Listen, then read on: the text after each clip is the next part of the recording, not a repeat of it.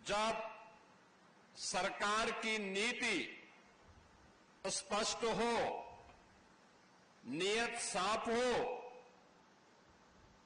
अपराध और अपराधियों के प्रति जीरो टॉलरेंस की नीति के तहत कार्य करने की दृढ़ इच्छा शक्ति हो, तो परिणाम विकास के ऐसे ही आते हैं जैसे आज एटा में हम सबको देखने को मिल रहा है।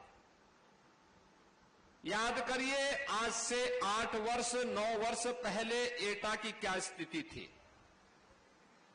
ये वही एटा है जहां पर माफिया और अपराधियों का बोलबाला था। गरीबों की जमीनों पर दुर्दांत माफिया सत्ता के संरक्षण में काबिज हो जाते थे। एक गरीब की कोई सुनवाई नहीं होती थी। जब उसकी स्वयं की संपत्ति सुरक्षित नहीं है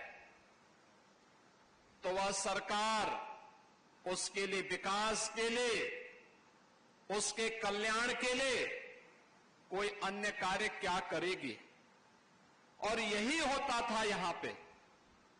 लेकिन अब एटा की पहचान न केवल इस प्रकार के बेहतरीन कानून व्यवस्था के माध्यम से, जहां अपराध और अपराधियों के प्रति जीरो टॉलरेंस की नीति के तहत कार्य करने की दृढ़ इच्छा शक्ति है, वहीं इसके परिणाम भी हम सबके सामने हैं।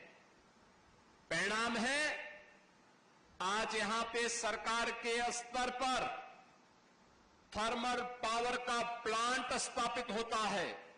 यही बगल में जवाहरपुर का यह प्लांट इस बात की घोषणा कर रहा है, जिससे लगभग 1500 मेगावाट का विद्युत उत्पादन हो रहा है।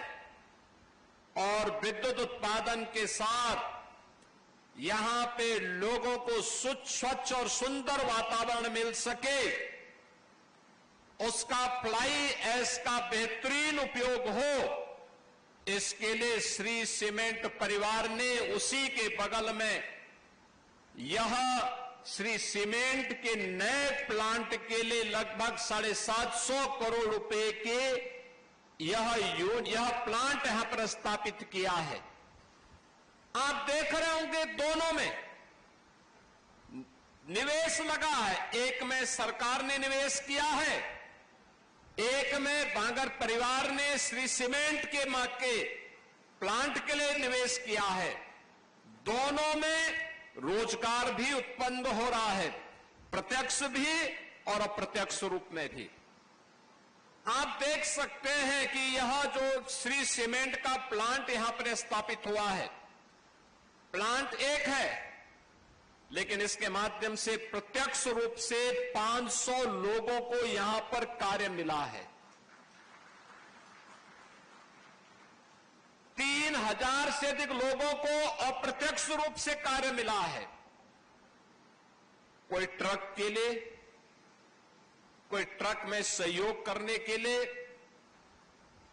और इसके बाद जहां जहां पर इन लोगों ने इस सीमेंट को बेचने के लिए अपने स्वयं के लोग स्थापित किए होंगे, वहां के व्यापारियों को भी अपने व्यापार को आगे बढ़ाने के लिए श्री सीमेंट ने एक अवसर दिया है।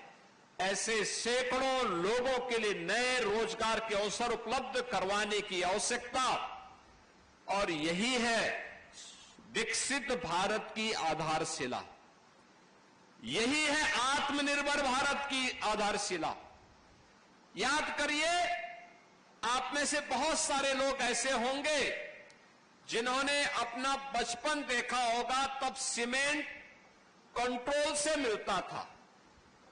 यानी अगर आपकी पहुंच है तो एक बोरा सीमेंट किसी प्रकार से मिल पाती थी। ये कांग्रेस के समय की बात है। उस समय लोगों के लिए सुविधाएं नहीं थी, घर बनाना कठिन था, लोग चोरी छिपे सीमेंट खरीदते थे। विकास कैसे होता है? कांग्रेस हो या समाजवादी पार्टी, इनकी दृष्टि सबका साथ और सबके विकास के प्रधानमंत्री मोदी जी के विजन के अनुरूप नहीं थी। एक संकुचित दृष्टि इन दलों की होने के नाते इन लोगों ने साथ तो सबका लिया, लेकिन विकास अपने परिवार का किया, अपने परिवार के लिए किए। परिणाम क्या था? प्रदेश भी और देश भी पिछड़ता गया।